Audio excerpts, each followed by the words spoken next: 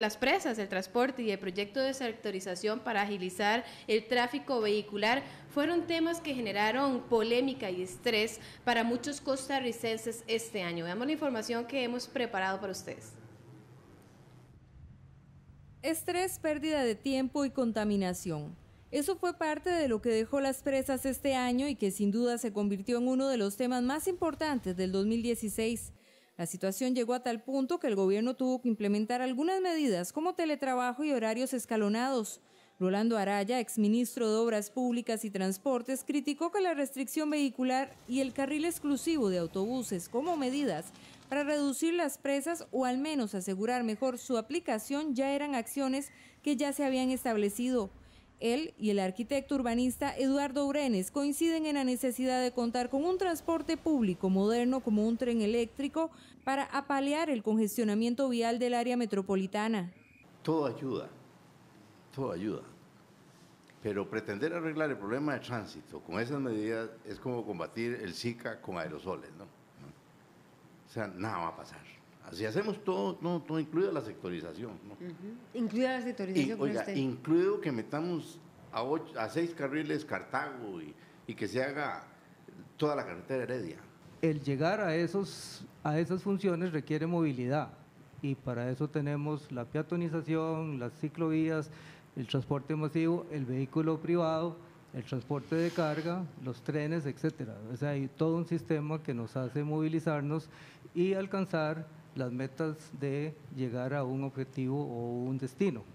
Eduardo Brenes, exdirector del PRUGAM, plan que pretendía el ordenamiento urbano, afirma que la sectorización del transporte público como medida paliativa es necesaria también.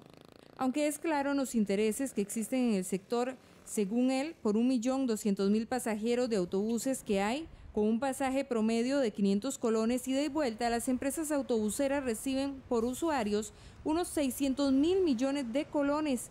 Según el Estado de la Nación, el congestionamiento vial se da por 3 factores: colapso de infraestructura, cantidad creciente de vehículos y un transporte público no eficiente. Estamos en una sociedad que tiene, quiere y usa el vehículo privado como su solución de transporte y por eso tenemos hoy casi 1,5 millones de vehículos, de los cuales casi 900.000 son vehículos privados. En los últimos 15 años ha crecido más la cantidad de vehículos en el país que la población. Otro de los temas importantes en transportes fue el proyecto de sectorización que avanzó poco durante el año debido al despido de quien fue el ministro de Obras Públicas, Sebastián Urbina. Esto ocasionó un gran atraso. Sin embargo, hace algunos días la viceministra dio a conocer que dicho proyecto se implementaría en el primer semestre del próximo año.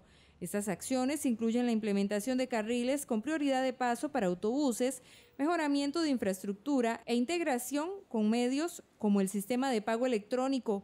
Además, el MOP informó que ya se concluyó la primera fase del plan, la cual incluyó foros con diversos representantes del sector de transportes. Bien, regresamos a la mesa de RTN Revista. Ya están nuestros invitados, Melissa. Es correcto mencionar, como lo decíamos al inicio, que invitamos a la viceministra de Obras Públicas y Transportes, Lisa Castillo, quien nos canceló sin motivo. También invitamos a don Germán Valverde, quien es director ejecutivo de CONAVI, quien en horas de la madrugada nos llamó porque tenía una emergencia familiar y no pudo acompañarnos. Y don Carlos Villalta, ministro de Obras Públicas y Transportes, se encuentra de gira en San Ramón y esperamos nos pueda atender vía telefónica esta mañana para conversar un poco sobre el tema que nos trae acá en la mesa principal. Y nos acompañan acá ya con nosotras también don Guillermo Loría de la NAME y don Manuel Mora, vicepresidente de la Cámara Autobusera Nacional de Transportes, perdón. Y en minutos estará también Marcela Guerrero, ya va a entrar acá con nosotros al set principal para hablar un poco también de los proyectos que se encuentran en la Asamblea Legislativa. Para dar inicio, Denise, yo creo que podríamos hacer con don Manuel un análisis anual de cómo vieron ustedes como Cámara, como empresarios, el tema de transportes, cómo se lo manejó el gobierno, las presas, fue un tema que no podemos dejar de lado, la sectorización. ¿Cómo valorarían, tal vez para iniciar este año 2016, ustedes, don Manuel? Muy buenos días. Sí, buenos días, muchas gracias. Tal vez este aire navideño me trae muy positivo y esperamos para el 2017 empezar muy bien. porque doña Lisa ya nos anuncia que vamos a tener sectorización para el 2017 y hemos entendido lo que es sectorización. Sectorización no es solo una modificación del funcionamiento de los autobuses, sino significa también pago electrónico, que tiene que ir de la mano con la sectorización para poder hacer el transbordo de los pasajeros de un ramal a otro y poderlos traer al centro de San José. Tal vez no se dicen las cosas buenas del sector transporte, que sí ha hecho cosas, se han hecho ejercicios interesantes como la interlínea, que se ha tratado de ver cómo se puede hacer circular los buses alrededor del casco central de San José y no meterlos a San José. Y ha tenido una buena aceptación de parte del público, a pesar de que no se le ha dado un incentivo mayor a la interlínea.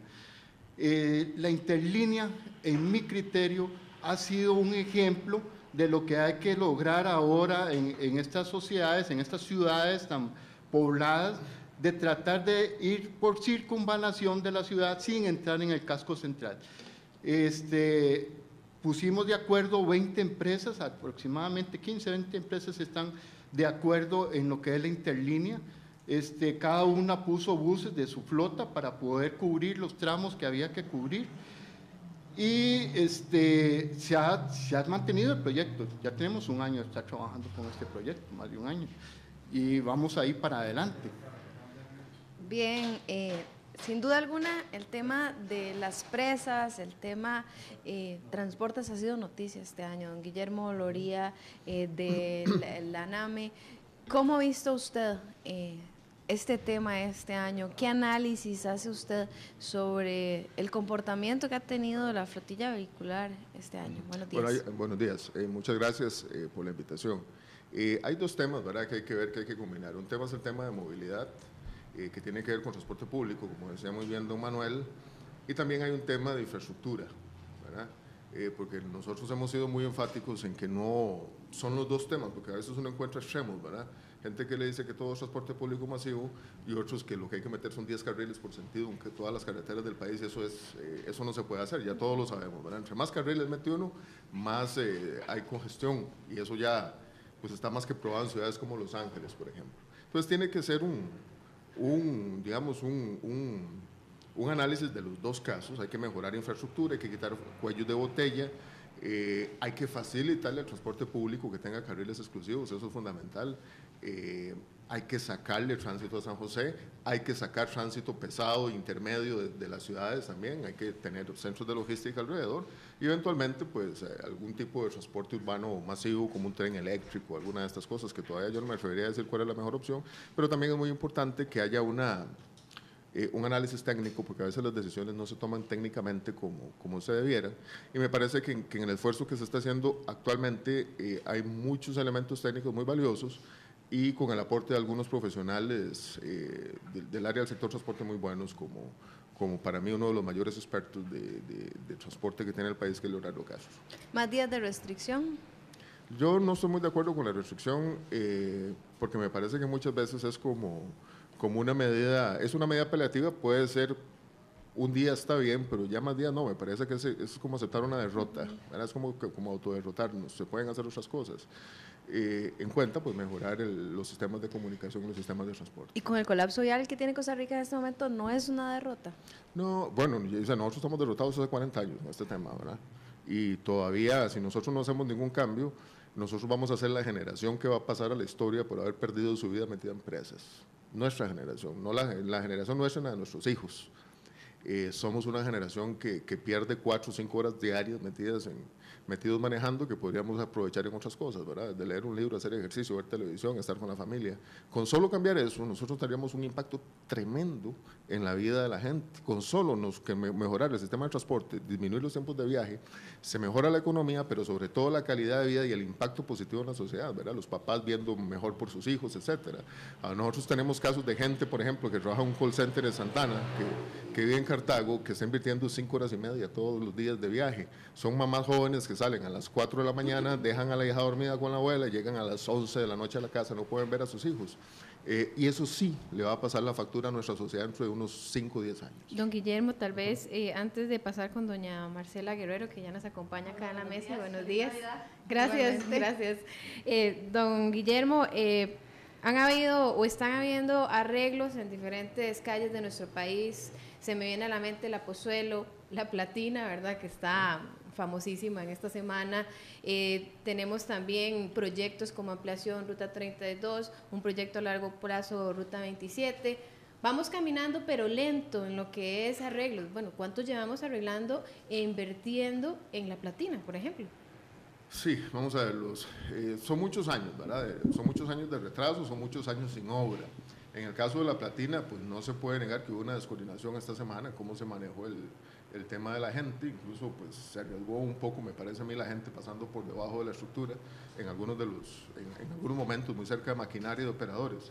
Pero sí va a haber un momento donde si realmente empezamos a hacer todo lo que se ocupa, sí van a haber muchos colapsos viales, y eso la gente tiene que saberlo, porque nosotros estamos demasiado atrasados.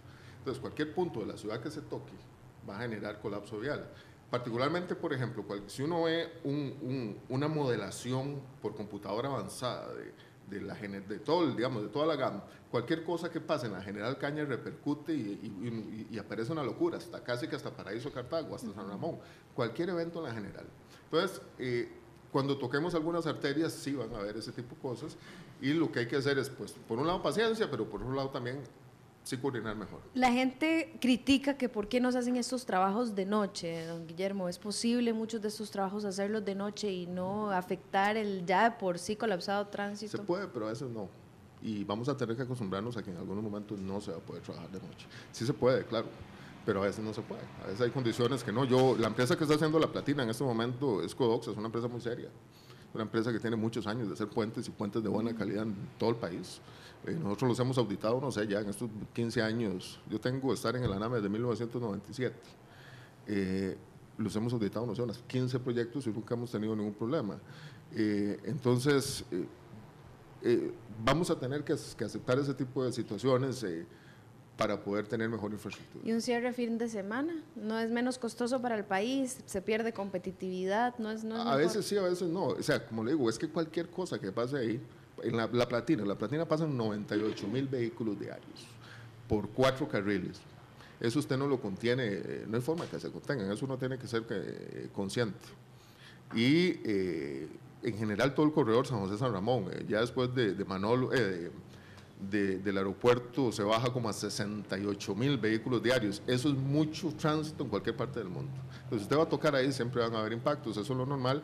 Lo que sí hay que mejorar es dentro del concepto del proyecto, cómo maneja usted a la gente para darle alternativas de transporte, de tren, de autobús, favorecer que la gente viaje en un solo carro, no una persona por vehículo. Y ahí entonces tal vez se pueda aminorar el impacto. No hay forma, o sea, no hay forma de que con lo que nosotros necesitamos hacer hoy en día no haya un impacto sobre las presas y sobre el tiempo, porque estamos muy, muy, muy rezagados. Doña Marcela, ahora sí, muy buenos días. Hablamos de presas, hablamos de arreglos en infraestructura, en la Asamblea Legislativa incluso hay varios proyectos, usted está con transportes, tren eléctrico, sectorización, etcétera. Movilidad colaborativa. ¿Cómo va caminando eso? Porque los costarricenses urgen medidas para paliar la situación vial, que donde un choque de un carro que es mínimo, un besito como se dice popularmente, pega por kilómetros atrás una vía. Muy buenos días. Muy buenos días a don Manuel, a don Guillermo y a ustedes y a las y los televidentes. El costarricense ya sabe, ¿verdad? Esto que ha expresado don Guillermo, decir qué pasa dentro de las presas. Yo realmente considero que aquí lo principal es cuáles son las medidas que hay que ejecutar, ¿verdad? Hay un proyecto que no es movilidad colaborativa, es movilidad segura y sostenible de personas, que lo que necesitamos es un Estado que rearticule el tema de la visión de movilidad, invertir la pirámide de movilidad, peatones, ciclistas. Yo me he metido en el tema de transporte público porque es un piñón importantísimo para que la gente se desestimule del uso del vehículo. Yo coincido, yo creo que ya estamos cansados de diagnósticos y de informes y de auditorías técnicas. Me parece que los órganos de desconcentración máxima, el proyecto está planteando el cierre definitivo del CTP y creo que lo mismo deberían de hacer con el CONAVI. ¿verdad? Esos órganos de desconcentración máxima lo que se han prestado es para ser inefectivo, ineficiente, inapropiado, incluso en el caso de transporte público, el decreto 28337, que fue el de sectorización. El Poder Ejecutivo este mes ha sacado a consulta un nuevo decreto del cual yo quiero sentirme optimista en el paso del 2017, pero me parece que tendremos que ver, la viceministra ha planteado que a finales de enero va a plantear el proyecto con que vamos a sectorizar. El tema que a mí me preocupa es solamente la prioridad de paso. Se sabe, y don Guillermo creo que lo acaba de reafirmar, que la inversión en infraestructura de transporte es insuficiente, estamos endeudados solo en conservación vial hasta el 2034 y no se ha hecho ninguna inversión en infraestructura de transporte. Tenemos un modelo concéntrico.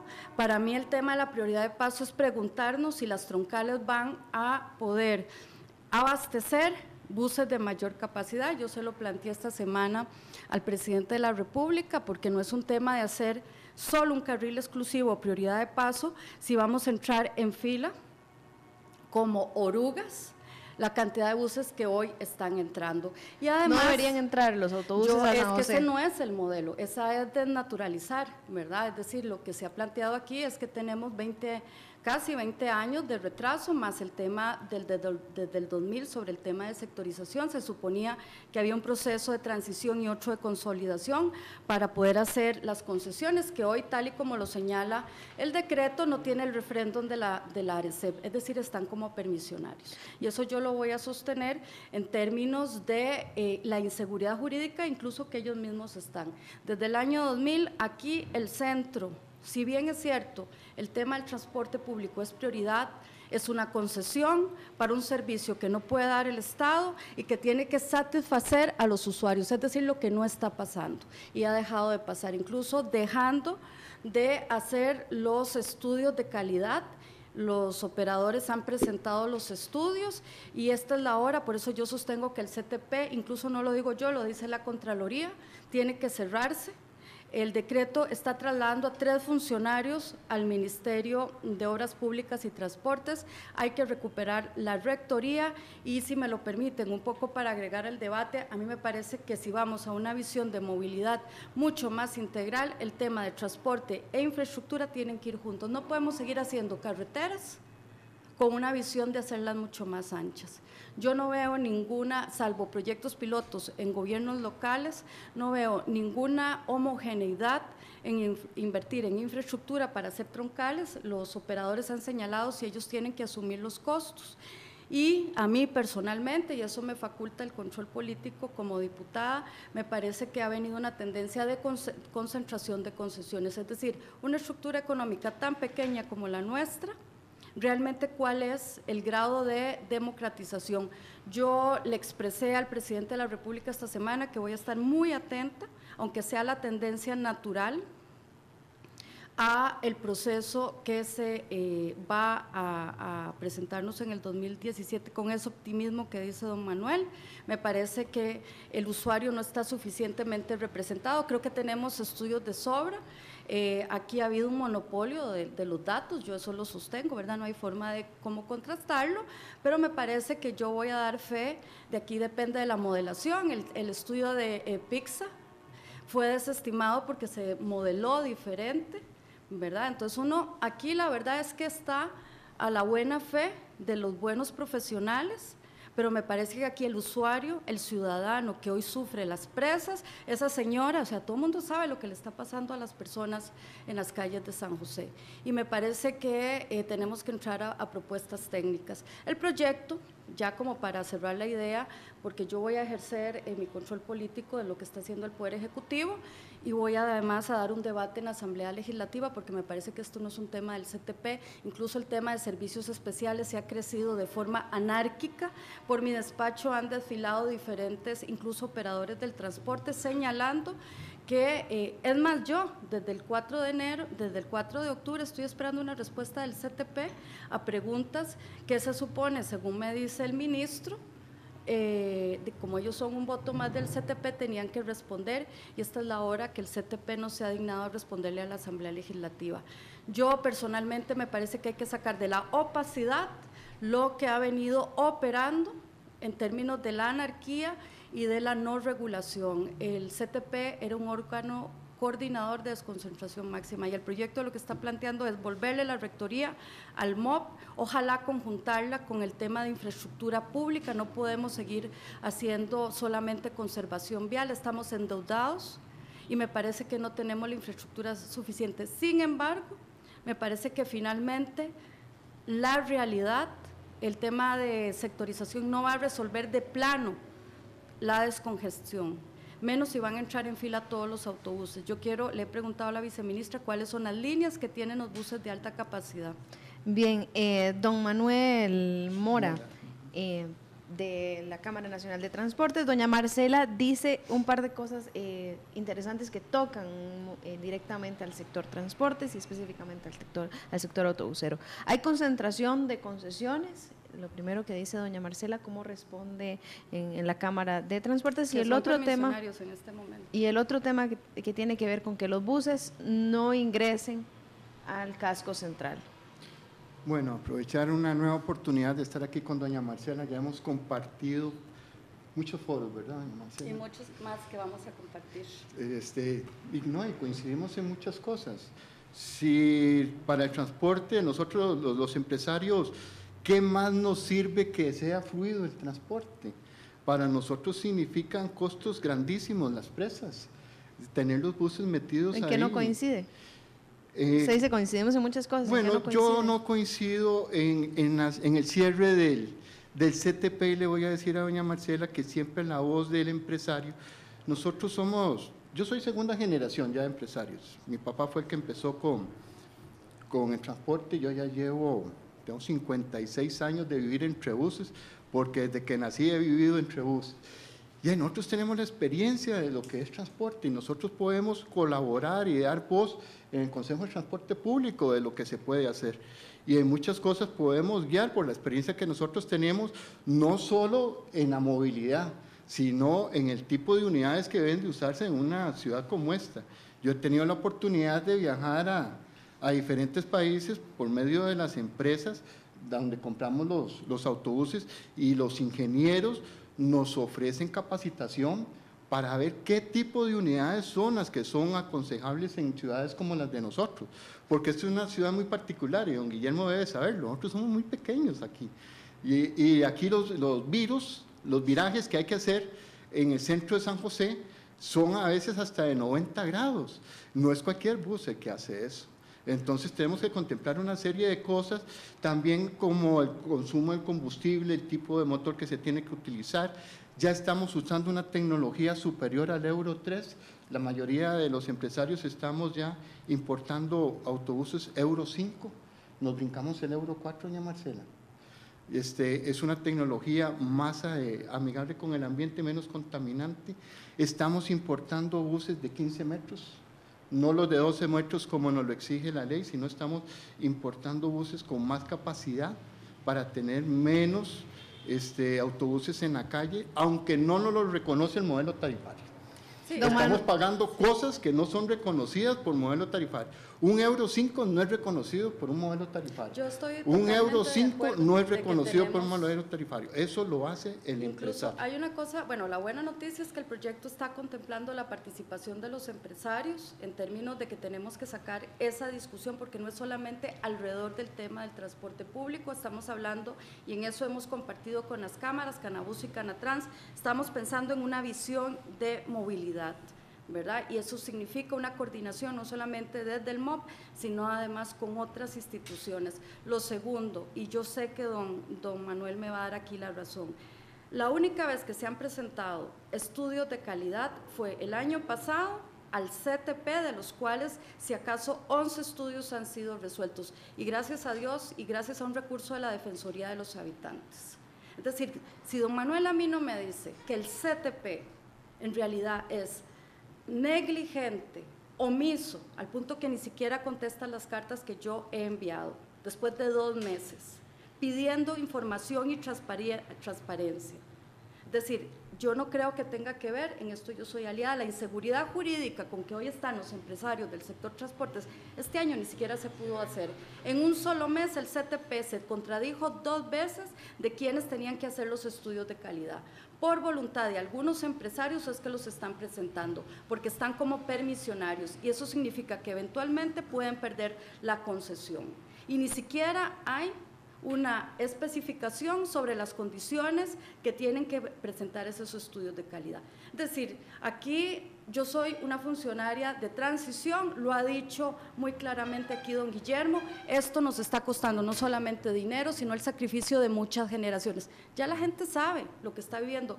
Una persona que se quedó pegada en la 27 me dijo que el grado antier, cuando cerraron el tema para hacer las platinas, ¿verdad?, o arreglar la platina, y aquí hay funcionarios que siguen siendo reinstalados con una gran solvencia, se van a sentar después de una gran responsabilidad de que le han hecho perder al Estado, funcionarios que no responden a la ciudadanía, gente que está, es decir, al 2020 está especificado por la Organización Mundial de la Salud que nos está matando el estrés, y la gente se está matando en las calles. Entonces ya a esta altura, después de 20 años de la experiencia de la ANAME, del TEC, de un montón de instituciones, en donde se sabe qué hay que hacer, pero aquí lo que hay que también decir es que hay instituciones que no ayudan a la gobernabilidad. Yo me podré quedar sola en esta discusión, pero a mí nadie me va a sacar de la cabeza. Nosotros hemos presentado un proyecto para hablar del siglo XXI, no seguir poniendo parchecitos. Y yo creo que el CONAVI va en el mismo sentido. Hay muchas cosas que hay que corregir. Un día estuve en una reunión con el economista Federico Villalobos y con don Sebastián Urbina, para hablar precisamente del tema de cómo se financia la infraestructura y algunos de los proyectos que don Sebastián había presentado cuando era viceministro. Es muy interesante ver que en los últimos 30 años nosotros no hemos tenido, por ejemplo, ninguna de las listas de los créditos internacionales grandes, ni un solo proyecto realmente de transporte, ¿verdad? Todos los proyectos siempre han sido en el tema. A pesar de que hay un plan 2011-2035. A pesar del Plan Nacional de Transporte, que está bien tipificado. Sí. Y que seguimos en lo mismo que hace 2011, dijimos, ¿verdad? 2011. Es decir, han pasado 6 años, Guillermo. Es que yo creo que este enojo que la gente vive en la calle, de estar oyéndonos a las instituciones, diciendo que eventualmente, es decir, aquí ya está clarísimo. Incluso este decreto, una de mis preocupaciones es que los estudios los presentan los empresarios, ¿verdad? Más los estudios que están desde el 99. Es decir, y que hay un plan para finales de enero, yo en eso creo, en la viceministra. El punto es, ¿de dónde va a salir la inversión? Lo que dice es decir, el Estado tiene que hacer la inversión. ¿Qué vamos a hacer? Sí, por ejemplo, ahora que se hablaba, que usted mismo decía, don Manuel, del tema de los giros, en algún momento vamos a tener que aceptar que va a haber que cambiarle la fisonomía a San José en algunos puntos. Quitar los giros a la izquierda. Exacto, si a mí como ingeniero civil, usted me dice que en esta calle que está aquí atrás, yo no le puedo meter 6 metros a cada lado, yo lo voy a hacer, pues eso es facilísimo, usted agarra un bulldozer y arrasa lo que se necesite de lado a lado y ya, porque así pensamos los ingenieros civiles. Pero le voy a decir algo, doña Marcela, hay un tema, yo lo llamo con mucho cuidado, porque y quiero decir esto, no me refiero a corrupción. Yo les he tipificado con el nombre de anónimos perversos, que son los que realmente toman las decisiones. ¿Verdad? Muy tico. ¿Por qué? Porque muchas veces los funcionarios, los altos funcionarios, están muy poco tiempo. Yo he visto pasar ya como 14 ministros de transporte, desde que yo llegué a la ANAME. ¿Y qué pasa? Los que realmente toman las decisiones, la gente no los conoce. ¿Quiénes son los mandos medios? Hay mandos medios. Que firman documentos. Hay gente que influye. Porque obstaculiza. Nosotros nos podemos poner de acuerdo aquí, porque eso nos ha pasado a nosotros. Y cuando ya se llega a tomar la decisión, por allá en alguna reunión donde nadie supo, se tomó la decisión y se cierra. A mí me toca, porque yo tengo que hablar desde bancos de desarrollo hasta con gente muy sencilla, de comunidades que nos pide ayuda, porque a veces el MOB no da abasto, por ejemplo, para ver si un puente está bueno o malo, y el ANAME ha tenido que suplantar un montón de cosas, porque en el ANAME sí tenemos experiencia en el tema de infraestructura, particularmente infraestructura. Transporte es un tema que hemos abordado recientemente, igual por los vacíos que hay. ¿Y qué pasa? Que es un proyecto que por ahí anda el diputado Mario Redondo, a mí me gusta, poner toda la gente que tiene que decidir en un website, que la gente sepa cuál es el voto de esa persona. Yo apoyaría a Mario. ¿Verdad? Que si usted es un funcionario... ¿Qué va a permitir esto?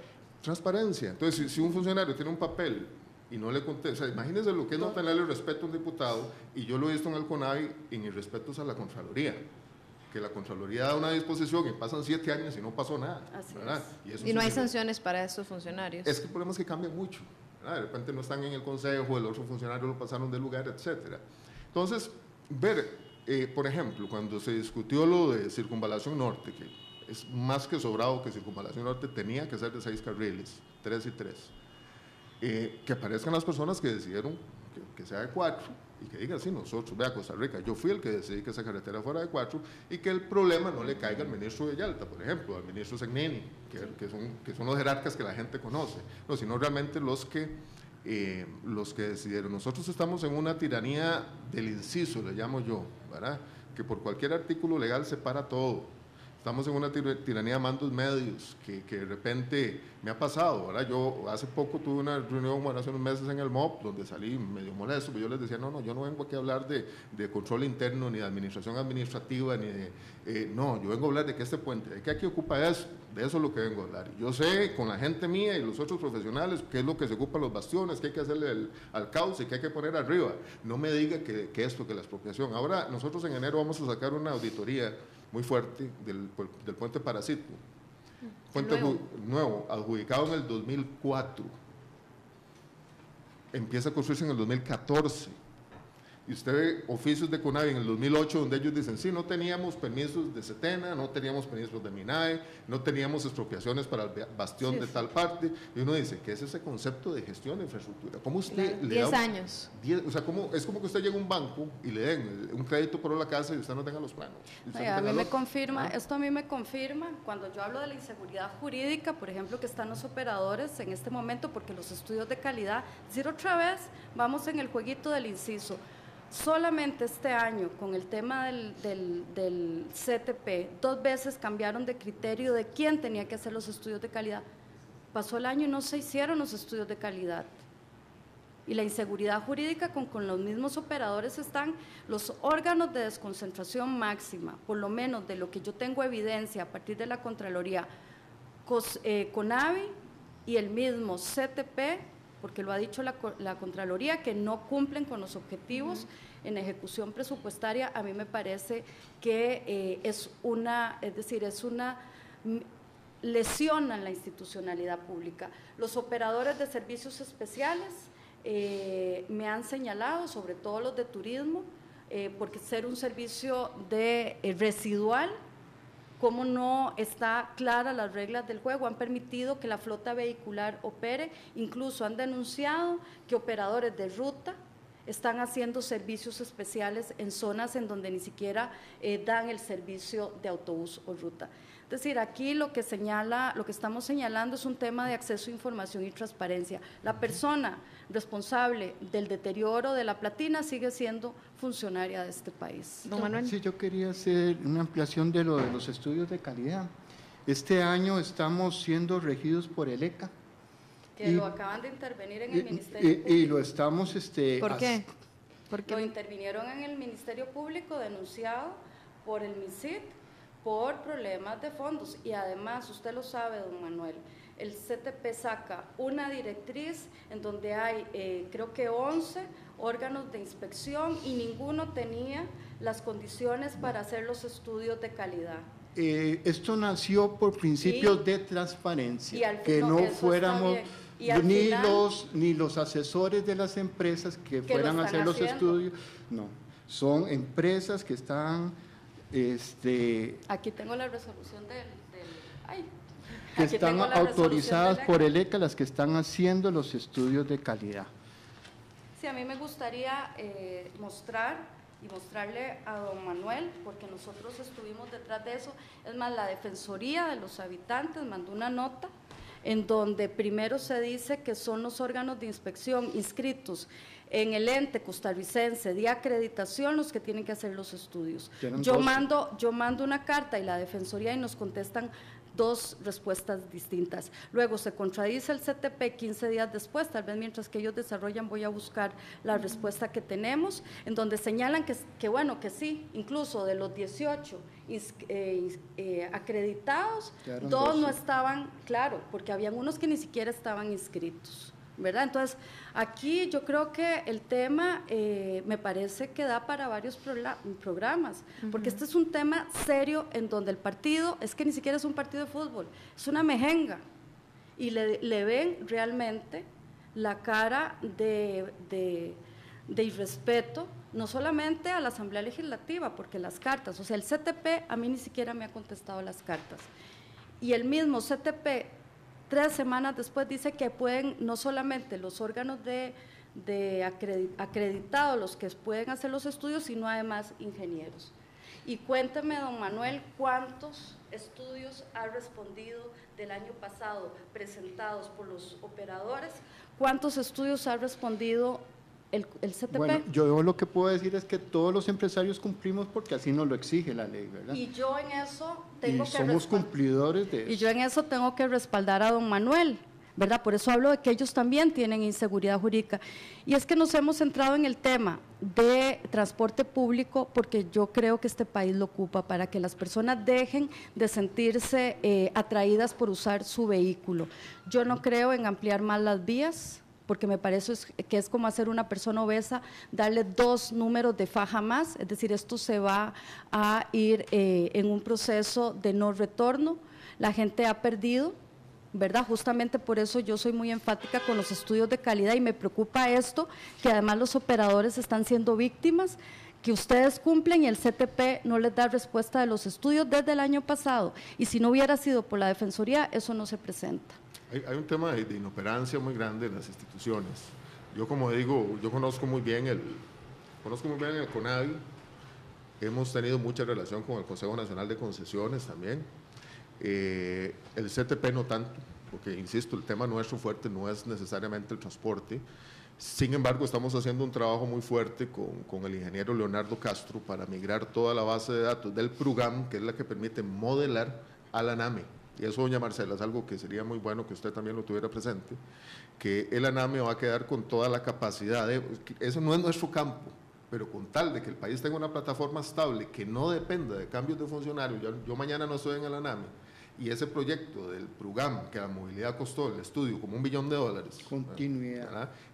Ahí va a seguir esa base de datos que va a permitir modelar. Que esa puede ser una gran discusión, el tema de la continuidad de los funcionarios que no le están dando en este momento la continuidad de los proyectos. Y las ideas, ¿verdad? Porque hay mucha idea buena que queda impulsada unos meses y después se va y después se agota. Yo sí creo, vuelvo a insistir, y como lo dice doña Marcela, yo tengo uno de mis compañeros, bueno, Diana Jiménez y Henry Hernández, son muy del lado, por ejemplo, del manejo de bicicletas. Henry incluso le había propuesto al CTP ponerle racks a los buses para poner bicicletas al frente, y el CTP no quiso. En la universidad sí lo tenemos ahora, en la Universidad de Costa Rica. Con Diana hicimos todo un proyecto de carro compartido en la universidad, donde a los que llegaban en carro compartido con una aplicación se les daba un parqueo especial, ¿verdad? Sí creemos en el concepto de movilidad, una movilidad digna, ¿verdad?, urbanísticamente agradable. No es una... ¿Qué es una movilidad digna? Vamos a ver, bien pensada, porque solo pintar una raya en el piso no basta, por ejemplo, para una ciclovía, particularmente... No, porque la pasan invadiendo hasta vehículos. Y con nuestro comportamiento, la gente camina, los carros se meten. Entonces, hay que hacer unas ciclovías bien hechas, mejor separadas de los carriles principales, bien metidas con la naturaleza, y también eventualmente poder tener eso, que usted pueda viajar en el tren, por ejemplo, con su bicicleta, o que se la pueda poner en un bus al frente. Eso ampliará mucho las posibilidades de tener otras alternativas de transporte. Estamos a años luz. Don Manuel, tal vez lo que dice don Guillermo. No, quisiera aprovechar a don Guillermo Loría. Ahora que estábamos fuera de cámaras, le dije que era un gusto conocerlo. Yo sé que, y a don Leonardo, yo tengo también el gusto de conocer a don Leonardo Castro, y sé que ustedes tienen una visión futurista muy avanzada, como gente joven. Hablemos un poco de movilidad, porque me llamó la atención lo que usted hablaba de Cartago. Yo lo vivo, Manuel lo vive todos los días. Yo vivo en Desamparados y yo viajo a Heredia todos los días, ida y vuelta. y yo tengo que atravesar todo el casco central de esto para pasar de un lado al otro de San José. Don Guillermo, ustedes han valorado la posibilidad no de mejorar las vías aquí, sino las vías de circunferencia del casco central. Sí, era que nosotros de nuevo hemos estado involucrados en muchos temas que no son directamente del resorte legal de la NAME por contribuir con la sociedad. Bueno, la NAME es UCR, ¿verdad? Sí, por ejemplo en Heredia hemos estado muy involucrados en una comisión de diputados y también, por ejemplo, para todo el corredor de Cartago, que sí ahí yo estuve metido, porque como yo vivo en Cartago, pues quería participar muy fuertemente y hemos hecho muchas propuestas porque hay muchos corredores viales que eventualmente el MOP expropió, que ahí están y que fácilmente interconectarían, digamos, el Valle Central, el GAM. Digamos, Llano Grande y todo eso que se comunica con Coronado ahora. Por ejemplo, sí, eso es uno que nosotros incluso estábamos pensando que era un magnífico corredor para una APP, ¿verdad? Porque el Estado no tiene dinero ya. Entonces, por ejemplo, una carretera que vaya de Llano Grande a Rancho Redondo con mejor condiciones que la que hay actualmente, que es una carretera rural con una buena carpeta, sino hacerla mejor, ese tipo de cosas. En Desamparados hay un montón de pasos que se pueden utilizar para salir, por ejemplo, más fácil de Zapote. El tema, ¿verdad? Usted habla con el ministro y, por ejemplo, yo le decía a Carlos Villalte, se lo decía a Olman Vargas del CEFIA, por ejemplo, ¿por qué no en Hacienda Vieja a la fuerza pasamos el kilómetro que está ya más o menos en terreno libre y metemos una carretera y cualquiera para correr la presa un kilómetro, se hace una bifurcación allá por una presa de café y se coge para Curriado o para Desamparados? Bueno, no se ha podido, hace un año. Y uno dice, pero la maquinaria de obras públicas y los quebradores del MOP, no se puede. ¿Y cuál es la justificación? No se puede. Ahí es donde es interesante, pues nos tiran a nosotros.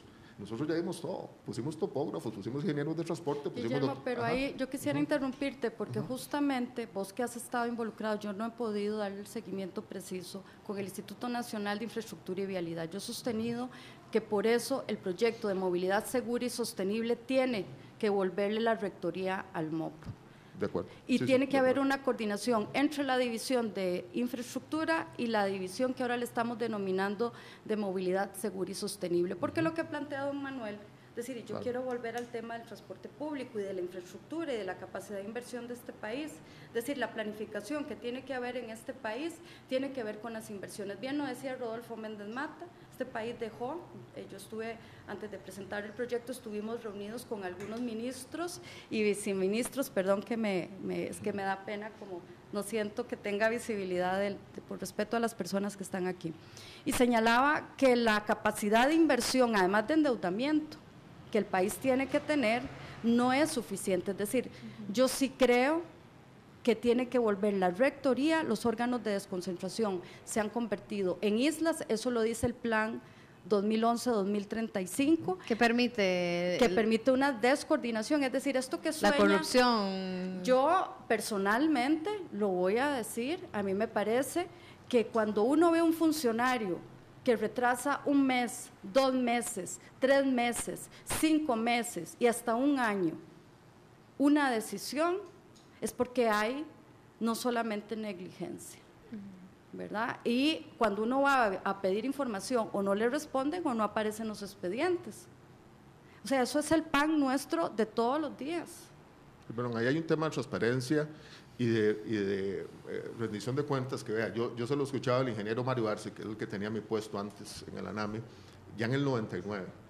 Cuando Mario hablaba de eso en aquella época, bueno, era como agarrar sal y tirarla en una herida. Y vea que la ley de la ANAME nos obliga a darle informes a 5 instituciones, ¿verdad? Todo lo que hace la ANAME, y por eso muchos ministros crujen dientes contra nosotros y se vienen contra nosotros, es porque todo es público, ¿verdad? Asamblea Legislativa, Defensoría de los Habitantes, Contraloría, MOP y Casa Presidencial. ¿Cuántos años tienen ustedes de estar presentando fiscalizaciones sobre conservación de obra? ¿Cuánto le cuesta al empresario que la superficie de rodamiento de este país tenga la calidad que tiene? ¿Y a dónde están? ¿Cuántos informes hay de la Contraloría General de la República señalando, y de la Defensoría señalando, igual cuando entró el ministro Villalte, yo le dije, cierre CONAVI, no es un tema fácil, no, pero es un antes y un después para ordenar. Yo voy a decir algo, yo tengo que cuidarme con lo que digo, porque yo no tengo la inmunidad que tiene doña Marcela. Pero todos los costarricenses lo viven, o sea, no estamos diciendo nada que la gente no está viviendo. Que yo sí creo, y tengo que tener cuidado también por la posición institucional, pero yo sí lo he dicho públicamente, lo dije en un foro en la asamblea y salió en la extra, así que no hay problema. Para mí sí hay que cerrar los consejos directivos, por lo menos, ¿verdad? El del CTP, por ejemplo. Sí, para mí ninguno de esos consejos directivos realmente cumple con su función.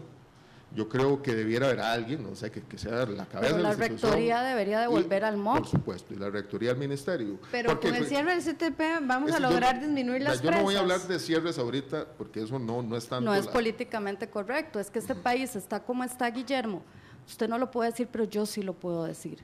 Porque después de que nosotros hemos pedido, hemos tenido paciencia. Es más, yo tengo 2 años de estarle tocando la puerta al CONAVI por un pueblo de Puriscal que se quedó porque ni siquiera pueden entrar los operadores de transporte.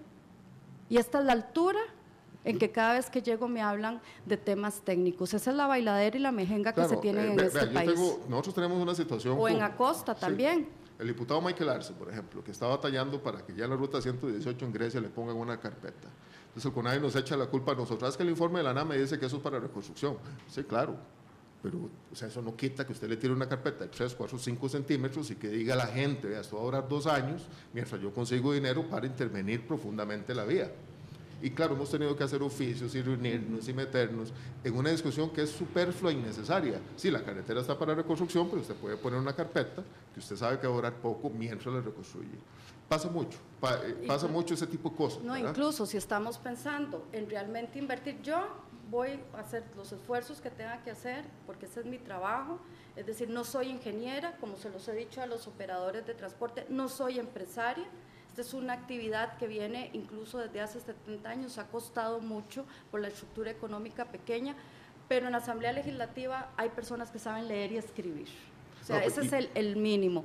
Cuando uno está hablando de una pirámide de movilidad, y yo por eso quiero volver al tema del transporte público, porque necesitamos la infraestructura y necesitamos que ese transporte público tengan las condiciones de calidad. Nada más para cerrar la idea, decir, esta es una carta del ECA, en donde en 2 distintos… Expliquémosle a la gente qué es el ECA. El ECA es el ente costarricense de acreditación, que a partir de la ley, que la tengo aquí, 8279, ¿verdad?, le da una serie de competencias y funciones, y en términos aún de transparencia, porque ellos mismos hubo una contradicción en términos de lo que hacían originalmente por mandato incluso del CTP. En menos de un mes, primero decían que ellos tenían que hacer los estudios de calidad en esa transparencia que dice don sobre Manuel, el transporte público. Sobre el transporte público, estudios de calidad que no se hacían desde hace 15 años, que son, se supone, para el usuario, el servicio público de transporte, ¿verdad? Es decir, si el Estado no puede dar la concesión, y eso es lo que finalmente queremos defender en el proyecto de movilidad segura y sostenible, es el usuario el que es el centro, es declarar derecho humano la movilidad. Y en un mes, aquí les puedo dejar la copia, se contradicen. Finalmente después dicen, primero, que es justamente los órganos inscritos, ¿verdad?, o los entes de inspección quienes van a hacer tienen que hacer los estudios, y luego se dan cuenta que no cuentan con la acreditación en el alcance para la evaluación del servicio de transporte público. Entonces declaran que se autoriza a otros a hacer esos estudios, es decir, ingenieros como lo hicieron el año pasado. Yo voy a defender en ese punto que efectivamente los operadores, y esto ha sido una discusión que tendremos que dirimir, porque el modelo y el manual que está desde el 2000 me parece que es insuficiente para el tema del estudio de calidad. Yo quiero hacer énfasis en un tema, ¿verdad?, que decía doña Marcela, que está relacionado, es la rectoría del MOB. Sí, eso nosotros lo hemos venido diciendo hace muchos años. ¿Por qué? Porque igual nosotros vemos los conflictos entre planificación sectorial del MOB y planificación del CONAVI, o entre la dirección jurídica del MOB versus las del CONAVI, que esas las conozco. Y funcionarios que se creen dueños del tema. Y funcionarios que se creen dueños de temas. Sí, sí. Ahora que decía doña Marcela lo de la información, yo no sé si se refiere a lo del CTP.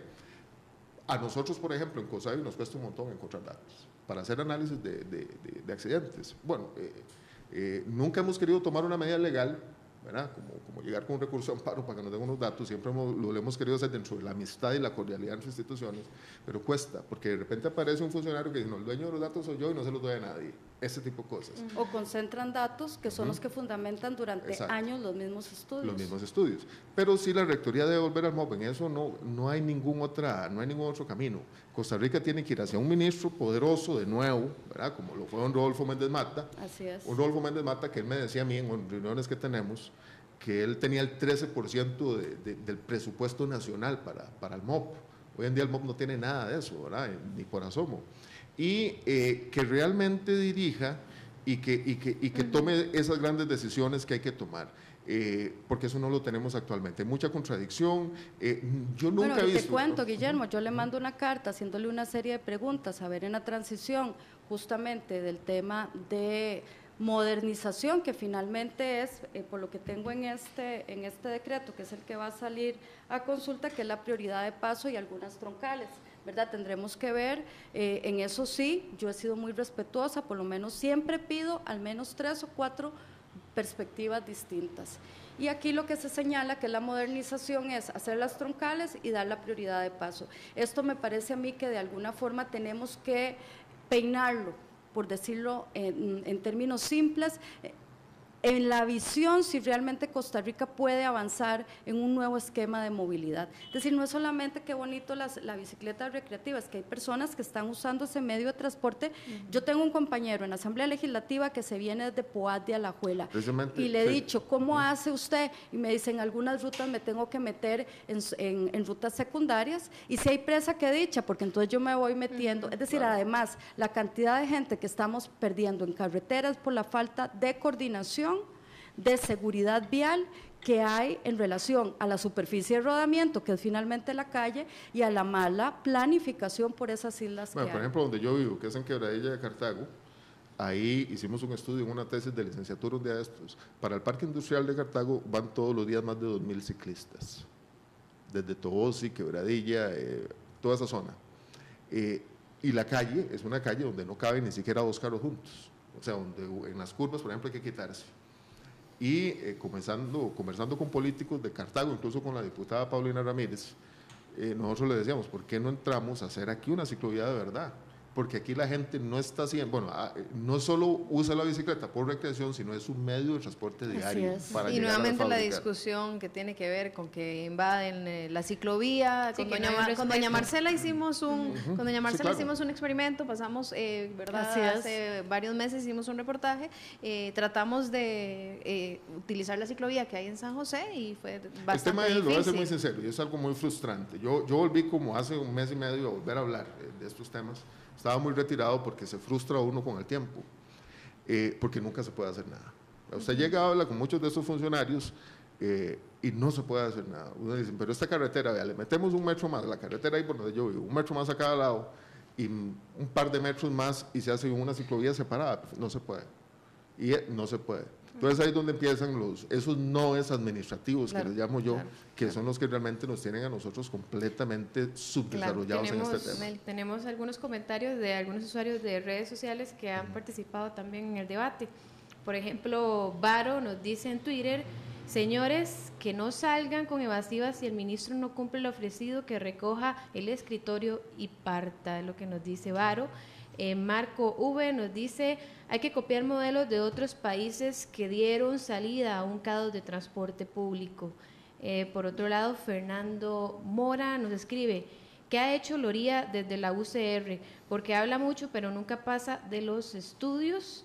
Y don Freddy Pacheco nos dice por vía Facebook, mucha teoría y escasísima acción práctica. La incompetencia recorre los pasillos de la Asamblea Legislativa, el MOP y la Alcaldía de San José. Muchos deberían reconocer su incapacidad genética. Un ejemplo, la propuesta de un tranvía de Pavas a la California que no toma en cuenta el qué hacer con las decenas de miles de vehículos que corren por el Paseo Colón y la Avenida Segunda, por ejemplo. A mí el tema del tranvía un comentario final, doña Marcela. El tema del tranvía es un tema de, yo creo que aprovechar esa diametral que a mí me parece que debería aprovecharse. Pavas tiene un solo operador, en términos de servicio público, ¿verdad? Después podemos hablar de lo que observamos en esta modernización.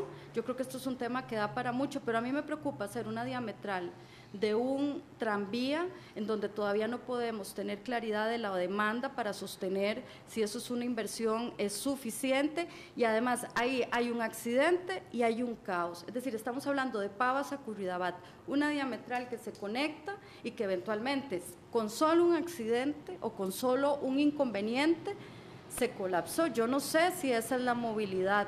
Yo coincido con el señor en términos de que yo creo que la Asamblea Legislativa tiene que dar un marco de movilidad segura y sostenible, no es solamente un tema de transporte público, y creo, don Guillermo, que le llegó la hora también a CONAVI.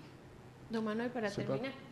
Sí, yo quería hacer referencia al modelo de calidad, porque estamos hablando del modelo, y me imagino que muchas personas no conocen lo que evalúa el modelo de calidad.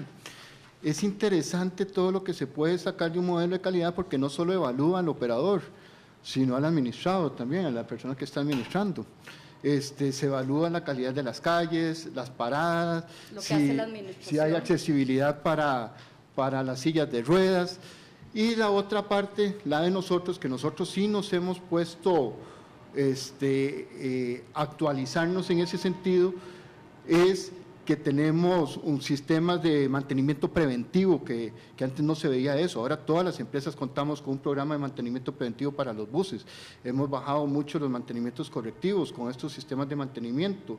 También estamos al tanto de las rampas constantemente, de la capacitación de los choferes. Los choferes cuentan con todos los cursos que pide la ley, hasta 3, 4 cursos diferentes. O sea, es un modelo que sigo yo con el optimismo navideño. Yo feliz. Son cosas buenas que se le sacan al modelo de calidad, que hay que rescatarlas. Don Guillermo Loría, su comentario final, 1 minuto. Bueno, hay que hacer algunas cosas, ¿verdad? Yo creo que hay que perderle el miedo a tocar San José. Y mucha gente, alguien va a tener que tomar la decisión de que muchas esquinas en San José va a haber que eliminarlas completamente, para darle chance a los buses a que giren. Y sí, hay algunas reformas. Yo voy a hablar del consejo que más sé, que es el CONAVI. El CONAVI, no sé si haya que cerrarlo como tal, pero los consejos directivos en las instituciones no están funcionando. Hay que darle la rectoría al MOP de nuevo. Yo sí creo que sí necesitamos de algunas otras obras de infraestructura, particularmente para desenmarañar algunos pasos, no solo troncales, sino algunas intersecciones que hay que mejorar mucho para evitar tanto congestionamiento. Positivo es que hay muchas cosas que se pueden hacer, ya tocamos fondo y aquí yo creo que solo podemos ir hacia arriba. Bueno, esta es una mesa que da para varios días de discusión, yo creo, ¿verdad? Es un tema súper amplio: presas, sectorización, transporte público, es un tema generacional. Tranvía, yo quiero recargar, o sea, de alguna forma, aquí estamos hipotecando a generaciones futuras y presentes. Y yo creo que ahí hay un compromiso. Sobre todo voy a hablar de la institución que me toca a mí ser parte, que es la Asamblea Legislativa. Muchísimas gracias a doña Marcela Guerrero, diputada que nos acompañó esta mañana, también a don Manuel Mora, vicepresidente de Canatrans, y a don Guillermo Loría de la NAME. Nos quedaron muchísimos temas pendientes, pero lo dejamos para el próximo año, si Dios quiere. Hacemos un corte comercial y ya regresamos con más acá en RTN Revista.